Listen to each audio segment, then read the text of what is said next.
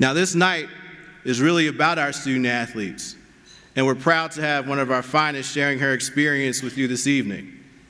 She's a great example of what all of our student athletes represent. She is a member of the volleyball team for her entire career.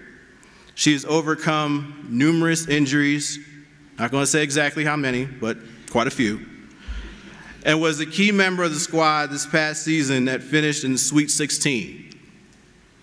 Please welcome, from Littleton, Colorado, number 9, Michaela Smith. Michaela, please come up.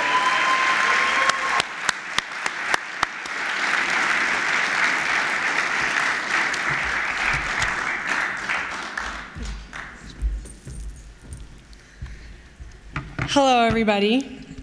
First, I just want to say thank you to the whole athletic department and John Kitzman for this opportunity to be able to be at this banquet and talk to all of you.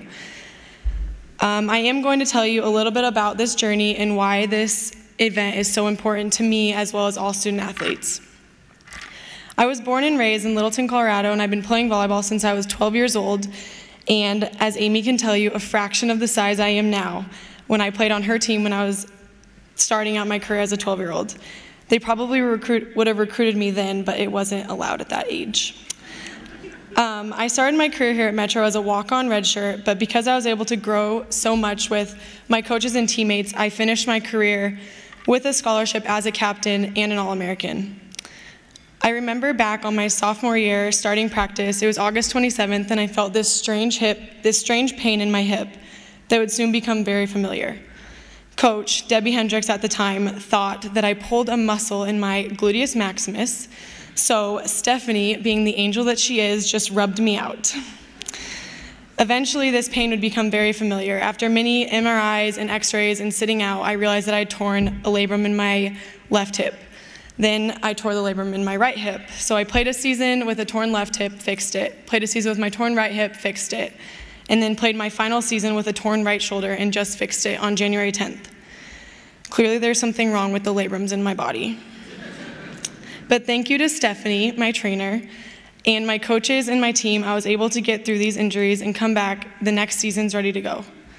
The support this athletic department is able to provide is sometimes behind the scenes, but it makes such a difference in this program.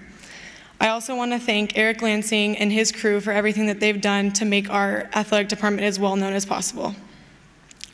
I remember when I started here my freshman year, we'd have quizzes before every season about the history of our program. So every year we'd learn that the team from 2009 made it to the Sweet 16. The team from 2009 won the conference tournament. We walk in the locker room and we see the team from 2009.